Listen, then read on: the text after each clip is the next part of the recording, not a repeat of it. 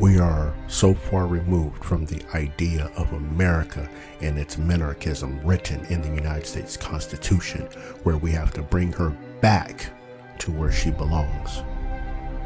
Thank you for listening to this episode of Chasing Life, Liberty, and Minarchy.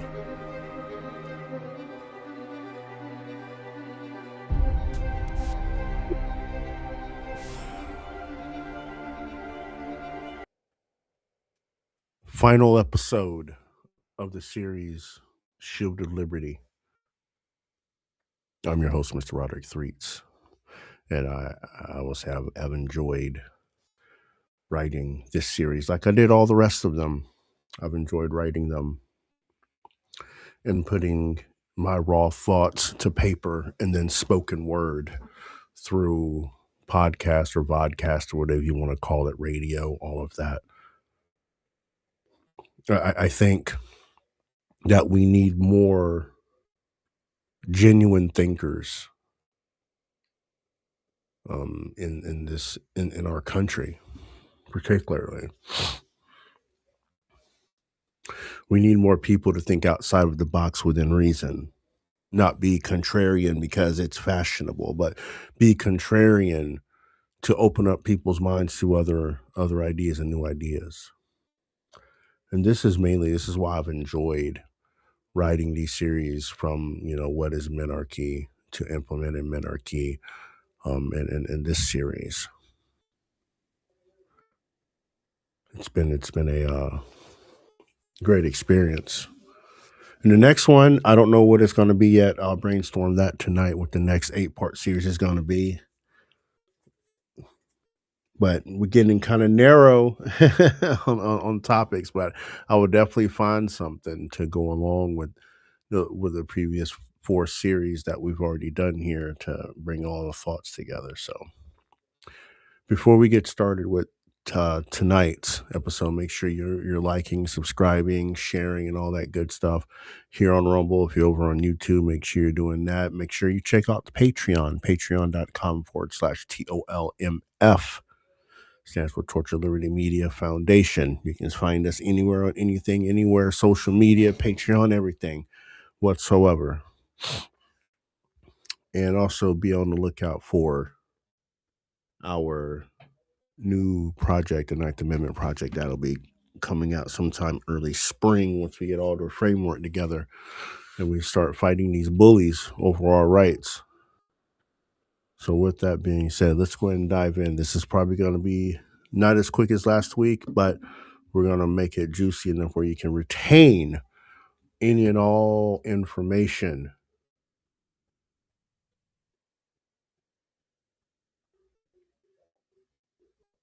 from what is said. So this is as I mentioned before, this is the series finale of this. And I hope you've taken a lot of notes over the last 7 episodes and taken notes this episode also to bring these things true. I will be I forgot to mention, I will be adding additional content for this series in the Patreon, so you can pick it up. It's a listener's manifesto and a series layout. So I'll have those available on the Patreon sometime before Monday afternoon, so you guys can look at those and compare your notes, whatever, right? So we've spent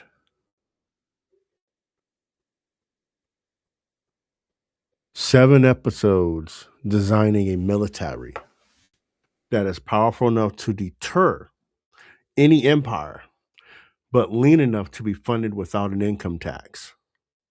But we have to face the most uncomfortable truth in political history. Power, once granted, is almost never returned. Right? As known historian Robert Higgs famously identified the ratchet effect. Right? During a crisis, like let's say a war or a pandemic or a depression, the state expands. It takes more money, it claims more emergency authority, and it builds more bureaucracy. When the crisis ends, the state shrinks slightly, but it never goes back to its original size. The air quotes, new normal, as I would say, right, is always more intrusive than the old one. Now, over a century, the shield eventually becomes so heavy that it crushes the very people it was meant to protect. In this finale, we are installing the final guardrail. How do we ensure that a minimal state actually stays minimal?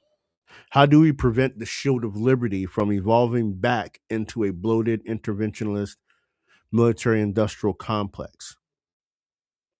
All right. Today, we're installing the constitutional emergency brakes that keep the military a servant of the people, not to their master. Now,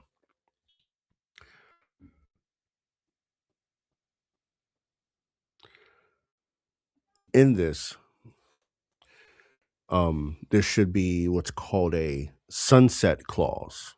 Now, let me explain that, what that is. I know you've heard that before, but in this context, you probably never heard it in this context before as a constitutional weapon, right?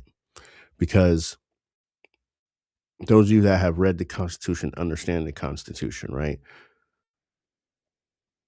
The most powerful guardrail is the automatic legislative sunset, right? In our current system, military programs, intelligence agencies, and weapon procurement cycles are essentially immortal. Okay. Once a department like DHS is created, it finds a way to justify its existence forever. It becomes a permanent interest group. In a minimal state, we propose a constitutional requirement. Every military agency, every weapons procurement program, every emergency power must have a hard expiration. If the legislature does not actively vote to renew it with a two-thirds supermajority, it simply ceases to exist by operation of law. This forces a permanent audit instead of the military industrial complex growing by default. It must justify its footprint to the public every single year. We shift the burden of proof from the taxpayer to the state. If the gears that you see on our shield are still turning 5 years from now, it's because the people agreed they were still necessary, not because a bureaucrat forgot to turn them off. This turns the military from a permanent cast to a temporary response. Now, since World War II, the United States hasn't technically declared war once. Instead, we have AUMF, or Authorized Use of Military Force, police actions, and special military operations. This is a semantic loophole that allows the executive branch to bypass the people and engage in global meddling without the political cost of a real war. In a minimal state, we would restore the absolute declaration requirement. Okay.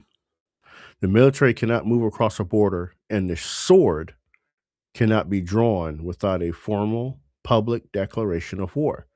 But we go one step further to ensure this is not just a rubber stamp. We link the declaration to the funding. Okay. Under our guardrail that we're creating here, right?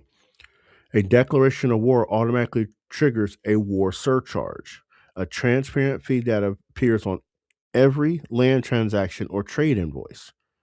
As we discussed in, I think it's episode 2. Is it 2? Episode 2. If the people aren't willing to pay for a war directly, the state cannot fight it.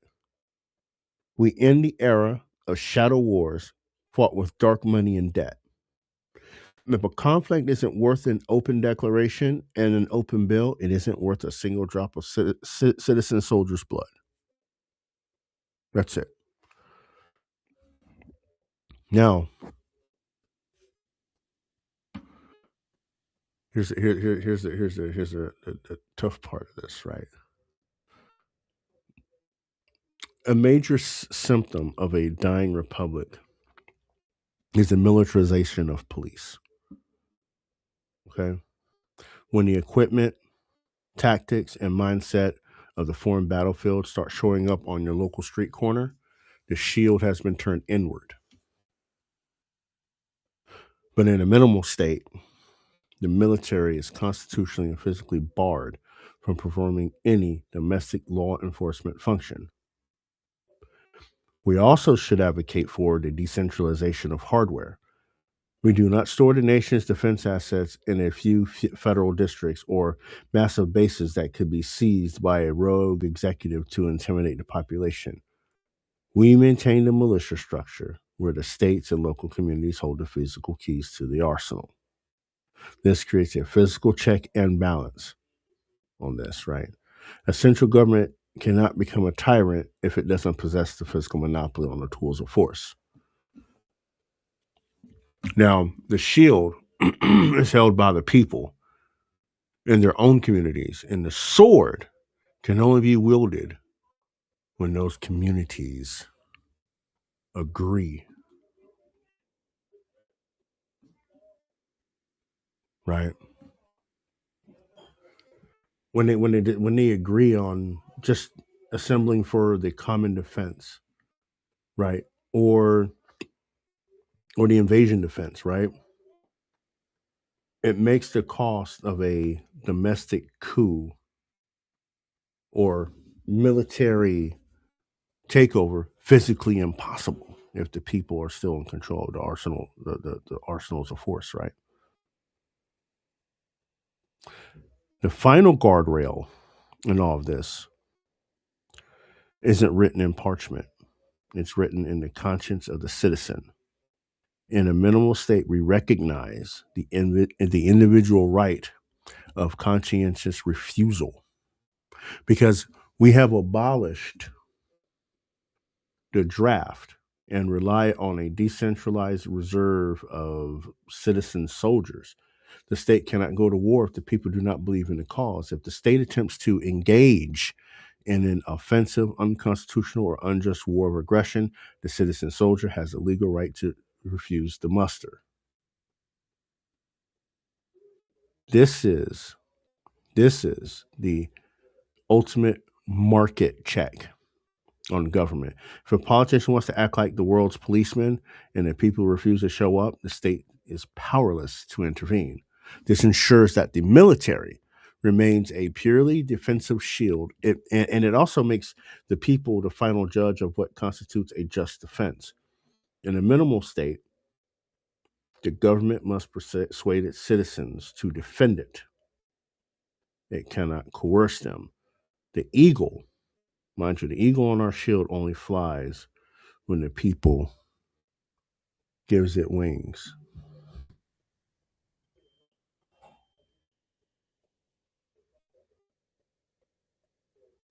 I told you it's going to be a little short. Right? We're going to run it out too long. There's not a lot going on here. As we close this series, I want you guys to look at the image of the shield one last time. The gears of industry, the eagle of sovereignty, and the sword of action in the map of the world.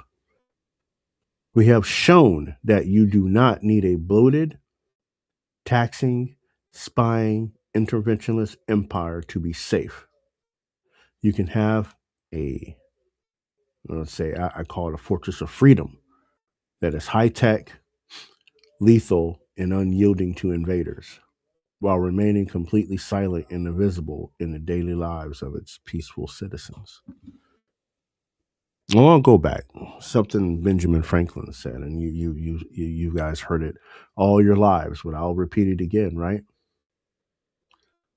Ben Franklin said, "We have given you a republic if you can keep it." The shield is a tool, and any tool can be turned into a weapon of oppression if the people fall asleep. So please understand the final guardrail in a minimalist state is you. It is the vigilance of the people who refuse to trade their liberty for the illusion of total security. Now, excuse me, I hope this series has given you the intellectual ammunition to demand a defense that actually defends your rights, rather than one that treats you as a subject to be managed. with that being said,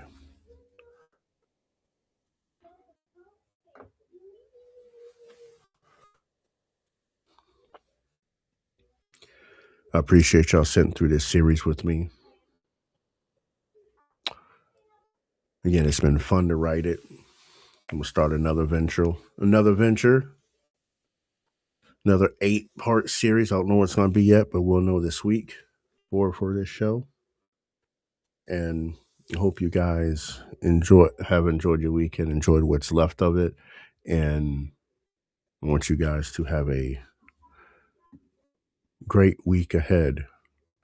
Remember what I always tell you: love your neighbors, love yourself, but ultimately, love your family, but ultimately love yourself. Until next time, y'all. Peace and love.